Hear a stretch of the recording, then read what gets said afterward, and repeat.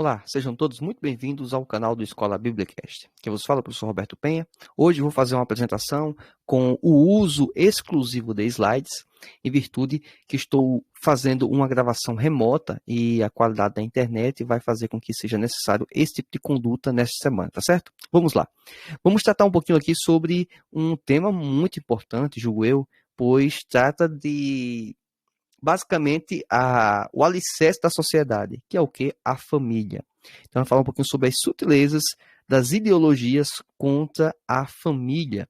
O textual em Gênesis 2:18 diz o seguinte: E disse o Senhor Deus, não é bom que o homem esteja só, far-lhe-ei uma adjuntora que esteja como diante dele. Gênesis capítulo 2, versículo 18. A verdade prática diz assim: dentre os muitos perigos que a sociedade contemporânea enfrenta, estão aqueles de natureza ideológica, que planejam destruir a família. Um ponto importante a ressaltar nessa lição é que não estamos falando exatamente das pessoas, ou seja, pessoas que têm práticas que são contra, digamos, o princípio e o elemento bíblico, ou seja, a pessoa que tem um casamento que não segue as condutas dentro do parâmetro bíblico, pessoas que têm qualquer tipo de construção familiar que não seja dentro do padrão, vamos dizer, considerado bíblico, não é uma crítica direta às pessoas, e sim à ideologia. Como assim? Porque a gente está discutindo aqui algo muito maior do que dizer que uma conduta de uma pessoa ou outra é equivocada. A gente está falando sobre o pensamento por trás, as discussões que existem, a flexibilização, ou seja, algo que é muito mais estrutural. A gente está falando da estrutura. Lógico que qualquer pensamento diferente deste é pecado, é um erro, a gente já sabe disso. A questão vai tratar sobre esses elementos que a lição classifica como sutilezas, mas que na verdade sabemos que não são tão sutis mais assim, né? Poderia ser sutis talvez algumas décadas atrás, 2, 3 décadas atrás. Agora já não é tanta sutileza assim, na minha humilde opinião, tá certo? Na leitura diária, que a lição bíblica recomenda fortemente, a lição bíblica da CPAD, reforço a lição, vamos dizer, ou o elemento que trata sobre a virtude da mulher na família e na sociedade. Porque um dos ataques, a lição não abraça isso de forma muito direta, mas é importante ressaltar que um dos ataques que é feito é sobre a questão da autoridade dentro do ambiente familiar. E como é que acontece isso? Você vai favorecer ou fortalecer pessoas que possuem uma conduta que eu poderia considerar inadequadas dentro da família. Como seria isso? Fomentar, né, qualquer iniciativa da mulher, dos filhos, que possam questionar a autoridade do homem dentro de uma família. E alguém pode dizer, mas essa fala é muito machista. Não, não tem nada a ver com machismo nem com feminismo.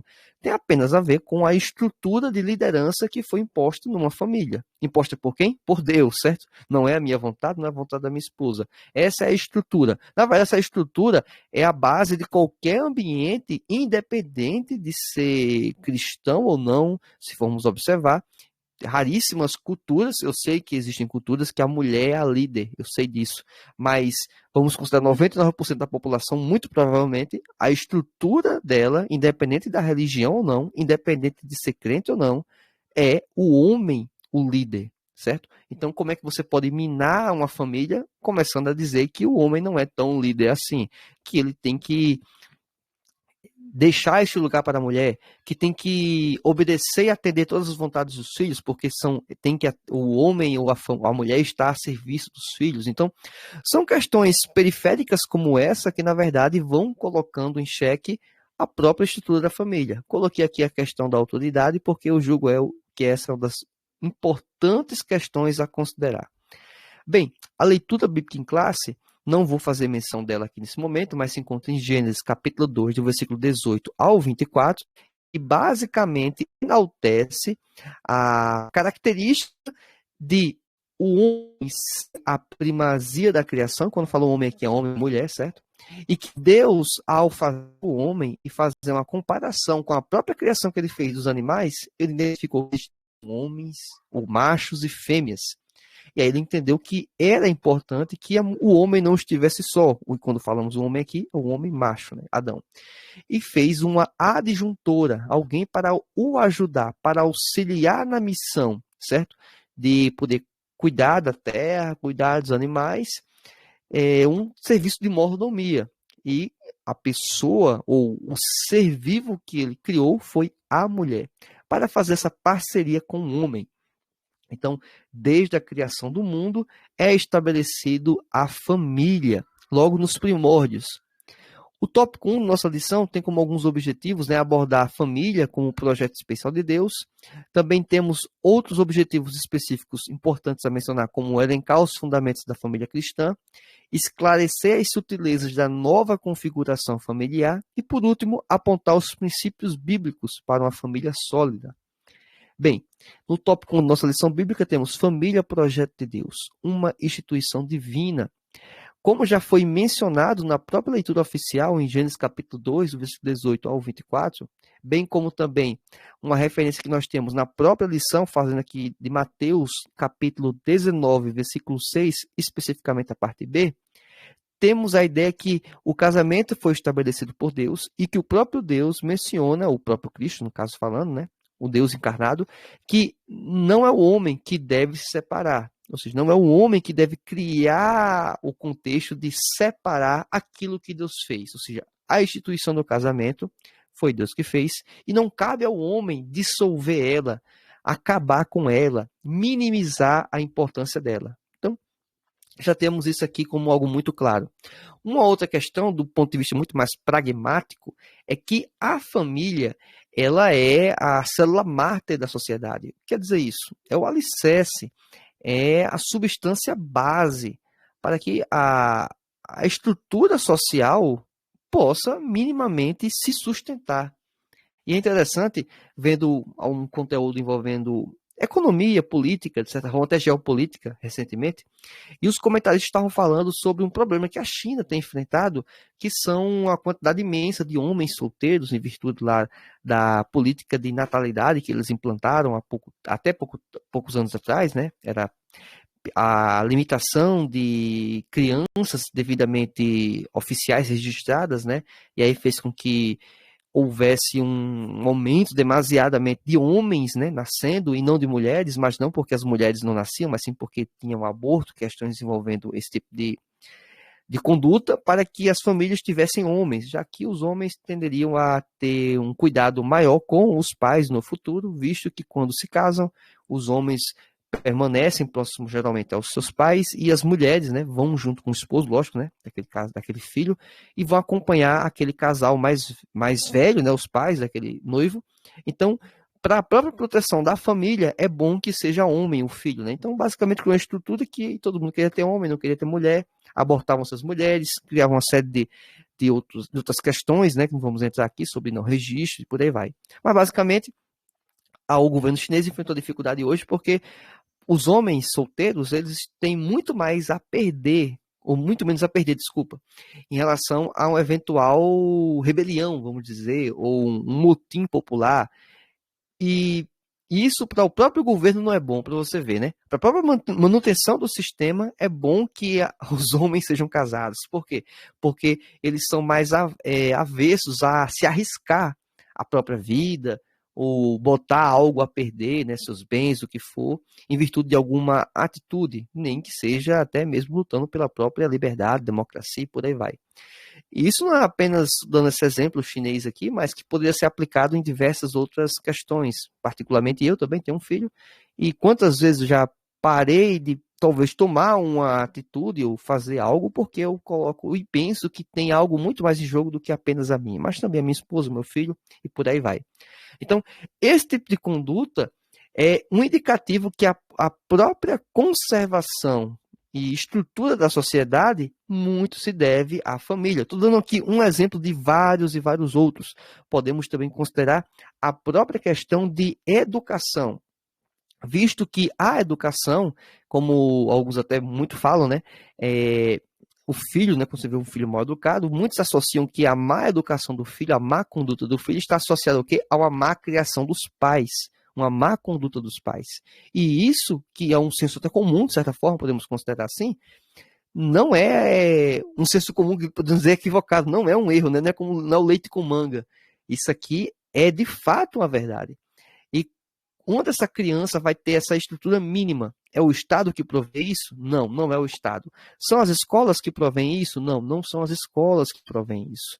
Sejam as particulares ou do próprio Estado, mas sim as famílias. As escolas, de alguma forma, contribuem, o Estado, de alguma forma, eventualmente podem criar circunstâncias que também podem ajudar, né, como mecanismos de atividade esportiva, e aí por aí vai. Não quer dizer que o Estado não vá, de alguma forma, contribuir, não é isso. Estou dizendo que a principal característica dos pais em relação aos filhos é a educação deles, a criação e a educação deles. Esse papel dos pais, é da família. Não é do Estado, não é da escola. Por mais que eles colaborem ou até atrapalhem, né, em alguns momentos, esse tipo de conduta por parte das famílias. Então, quero deixar isso muito bem claro. Por isso que o aspecto da própria educação vai fazer com que a família tenha um papel muito importante, visto que está transmitindo valores, cultura, aquilo que os pais entendem que é importante os filhos considerarem, praticarem, por aí vai, né? Então, a gente entende que a família é um ótimo ambiente para isso. Famílias estruturadas tendem a ter filhos, vamos dizer, mais saudáveis para a sociedade. Famílias desestruturadas tendem a ter filhos mais problemáticos. Essa é a regra? Não. Isso não é a regra, mas essa é a maior parte das vezes. Por isso que eu estou querendo colocar isso em contexto. Lógico que vão ter famílias estruturadas com filhos inconsequentes, bem como famílias desestruturadas com filhos que vão ter uma boa conduta e vão contribuir para a sociedade. Uma outra instituição também que é importante mencionar, que tem um papel importante na educação, mas que não é obrigação dela, é a própria igreja. As igrejas contribuem também, tem um papel, mas não é papel da igreja, não é papel da escola bíblica dominical. Você que é pai, pensa que tem um filho lá com 5, 6, 10 anos, e você achar que na escola dominical, em 2 horas, 1 hora e meia, o seu filho vai aprender a verdade, vai entender quais são os melhores caminhos e vai viver isso. Não, ele vai observar o que os pais estão fazendo. Então, a família tem inúmeras possibilidades de atuação. Bem, alguns fundamentos da família cristã. Basicamente, o próprio texto bíblico em Gênesis menciona a ideia de que o casamento é entre pessoas de sexos opostos, né? Homem e mulher, macho e fêmea, e é de caráter biológico, certo? Não está se levando em consideração aí opções que a pessoa se classifica ou se considera. Não, não estamos entrando nesse contexto. A questão é em relação ao sexo biológico. É homem ou mulher? Então, quem é homem, casa-se com mulher. Basicamente é isso, tá certo? Não é o que a pessoa acha que é o que queria ser. É o que a pessoa de fato é, certo? Independente de suas escolhas, né, ou preferências. Bem, outra questão também é que o casamento ele deve ser monogâmico. Não basta apenas dizer, eu sou homem e quero mulheres. Não. Eu sou homem e quero uma mulher e vou ter uma mulher. A mesma coisa as mulheres. Eu queria homens. Não, é um homem apenas. E já é o suficiente, certo? Por que é o suficiente? Porque a própria Escritura e a Bíblia nos orientam nesse caminho. Então, se está exposto dessa forma, não tenha dúvida, esse é o melhor parâmetro.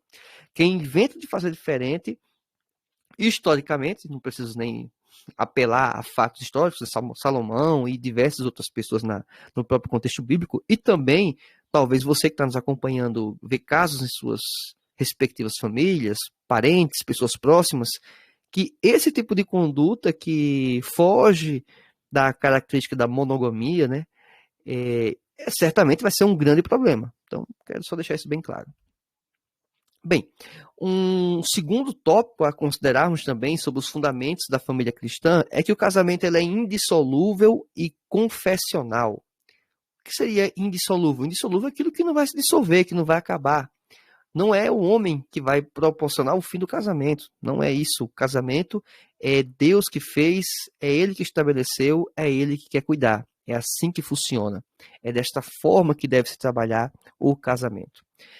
Uma outra questão também que deveria ser considerado é que existem exceções, até existem exceções, mas que são muito claras dentro do parâmetro bíblico, além da morte, obviamente, a morte é um princípio normal, natural, mas também temos a traição, também temos o contexto em que podemos ver um grave atentado, né, vamos dizer assim, à vida de uma pessoa, por mais que isso não esteja de forma clara nas escrituras, mas podemos considerar isso também como um elemento, sim, certamente. Um outro também que na escritura coloca, e aí faz muito a ver com essa afirmação anterior que eu fiz, é sobre o jugo desigual, o crente com o não crente. E aí, aquela própria afirmação que eu falei de um grave risco à saúde e à vida da pessoa, isso não vai ser feito por uma pessoa crente, é sempre por um não crente. Por mais que ele diga que está na igreja, por mais que ele se intitule crente. Não. Se a pessoa é um casal, esse casal vai cuidar um ao outro, e não uma das partes ameaçar a outra. Né? Então, isso é um tremendo absurdo. Então, são fatores que permitem, né, o divórcio, a separação. Contudo, é importante falar que isso não é para ser a regra, é para ser a exceção. Deus sempre quer que ocorra o perdão e que possa ter o restabelecimento da união. Bem, tópico 3, a sutileza da nova configuração familiar. Como assim nova configuração familiar? Se formos ser restritivos sobre o que é família, só existe um tipo de família. É homem, mulher e seus filhos, né? Quem pode ter filhos, alguns não vão ter filhos, então homem, mulher, isso é família. E os seus filhos. Qualquer configuração que seja fora disso, não poderíamos classificar como uma configuração familiar.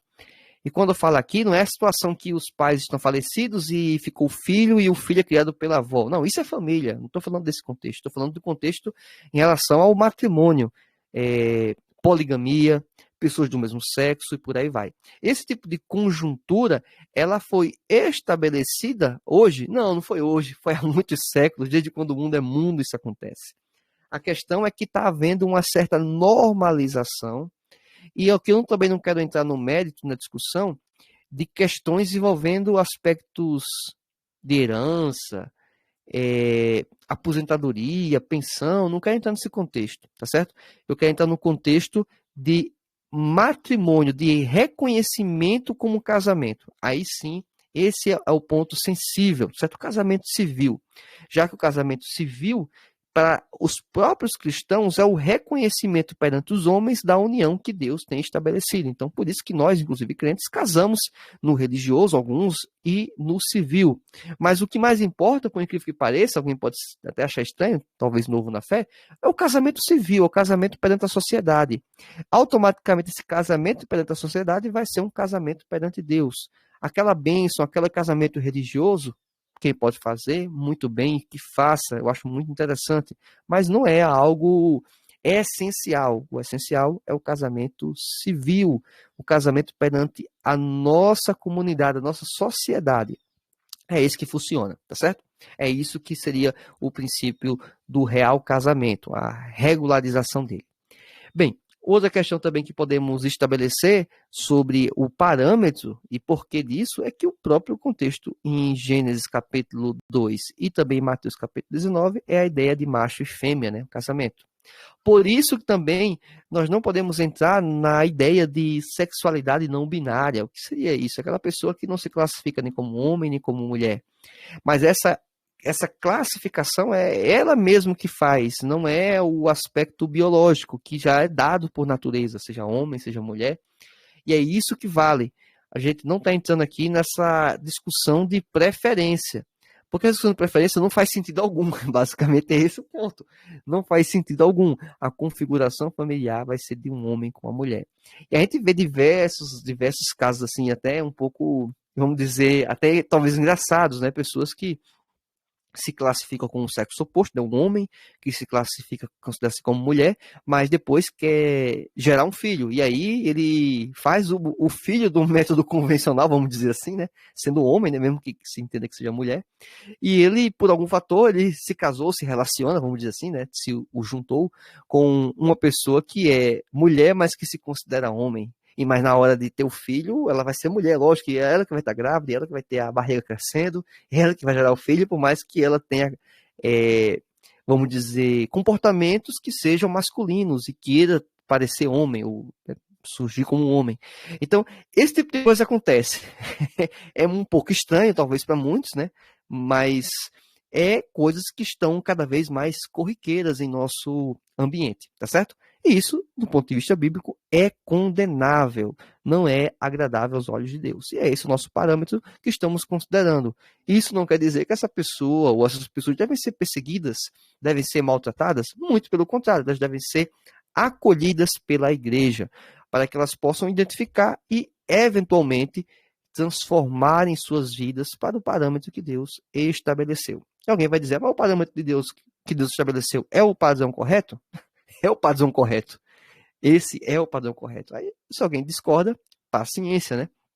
A eternidade vai dizer, né? A eternidade vai falar. Bem, o tópico 4, temos princípios bíblicos para uma família sólida. O item 1 é o papel dos pais. Eu já que um pouquinho antecipei essa questão na introdução, né, um momento introdutório da nossa lição bíblica. Temos uma discussão que os pais, eles não podem negligenciar e terceirizar o papel da educação dos filhos. Além disso, o papel principal da educação dos filhos, se formos classificar entre o homem e a mulher, é do homem e não da mulher, é do homem. O homem é o responsável. Ele é o responsável da família, inclusive o principal responsável pela educação dos filhos. Então, os pais, né, pai e mãe, mas muito mais o pai, eles são responsáveis para a instrução do filho, para ensinar os caminhos. E quando eu falo aqui ensinar os caminhos, não é os caminhos das escrituras sagradas apenas. É ele também, mas é as condutas como um todo. Aquilo que a Bíblia fala e aquilo que a Bíblia não fala, mas que é importante o seu filho entender.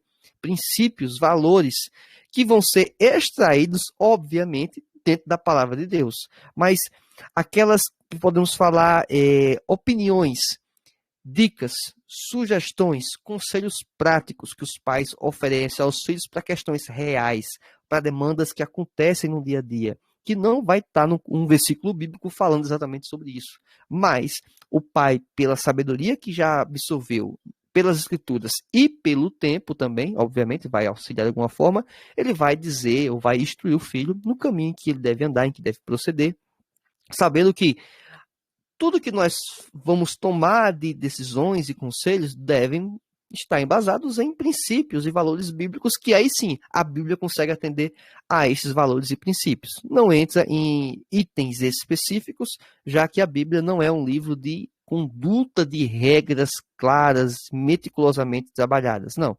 É um livro de princípios e de condutas, e que, eventualmente, existem condutas práticas, conselhos práticos estabelecidos já bem claros. Mas não é o todo, não fala sobre tudo. Então, basicamente é isso.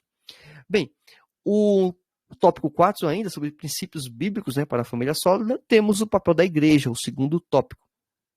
Por que o papel da igreja? A igreja, por mais que ela tenha seja um reflexo das famílias, de alguma forma ela também retroalimenta o sistema. Como assim? As igrejas, elas favorecem que famílias fracas se tornem famílias fortes, que famílias desestruturadas passem a ter uma certa estrutura. Por isso que quando vamos falar sobre os ataques contra a família, também poderíamos considerar que os ataques à igreja também minam e prejudicam a família. Porque uma igreja fraca, ela não vai ter condição de talvez contribuir na formação e na instrução para novas famílias, ou estabelecer ou restabelecer famílias desestruturadas para que fiquem estruturadas. Exemplos de trabalho que algumas igrejas fazem, até mesmo igrejas católicas, né, podemos considerar, também fazem papel semelhante, que é curso para noivos. Olha só que interessante, o rapaz, né, e a moça, eles serem instruídos sobre questões importantes sobre o casamento, para que eles possam tomar uma decisão mais acertada e minimizar os eventuais conflitos que vão surgir dentro de um relacionamento, dentro de um casamento. Isso é um papel que a igreja tem feito, um papel importante. Portanto, entende-se que o papel da igreja, ele é primordial dentro das famílias. Por mais que eu mencionei também anteriormente que não é papel da igreja a instrução às crianças, aos filhos, né, como principal responsável, que ela não é, mas ela colabora de forma muito importante também. Então, trabalhos que envolvem escolas bíblicas, né, seja aquelas convencionais, escola bíblica de férias e outras condutas, né, que a igreja ela tem proporcionado junto às crianças, jovens e adolescentes e por aí vai, é um papel muito importante. Na lição passada falamos, inclusive, sobre o ateísmo e o materialismo. Aprendemos naquela lição uma questão muito importante para ser transmitida aos jovens das nossas igrejas. Quem faz isso? Os pais, obviamente, mas também a própria igreja. Então, esses são papéis que devem ser muito bem respeitados. A estrutura do pai e da mãe, como principais responsáveis pela educação, mas também a igreja e outros entes, só que cada um respeitando, de certa forma, uma certa hierarquia. Tudo isso para que podemos manter uma família estruturada, que no fim das contas vai permanecer ou vai colaborar para que a sociedade tenha um mínimo de razoável paz, vamos dizer assim, né? De conduta entre as pessoas, porque uma família estruturada é uma sociedade relativamente também estruturada. Bem, são essas as questões que eu acho que são pertinentes a considerarmos e que venhamos a ter muito cuidado com os ataques de Satanás, que de alguma forma parecem ser sutis, mas na minha opinião já não são tão sutis assim, são muito bem assim, muito claros, né? São condutas que, julgo eu, problemáticas e que muitas pessoas desavisadas, aí por isso que é sutis, né? Caem nesses enganos, caem nessas ciladas, caem nessas narrativas que modernas, contemporâneas, mas que na verdade é as mesmas questões décadas e séculos atrás trazidas com uma roupagem um pouco diferente. Podem poder enganar os desavisados. Bem, irmãos, é isso. Eu essa oportunidade por ter estudado um pouco e ter exposto esse conteúdo para vocês. Aguardo vocês na nossa próxima aula. Se você está acompanhando aqui no Escola Biblicast no YouTube, recomendo que se inscreva no canal, compartilhe este vídeo e que possamos nos encontrar em próximo momento, na próxima aula. Que Deus te abençoe, fique na paz do Senhor. Tchau, tchau e até mais.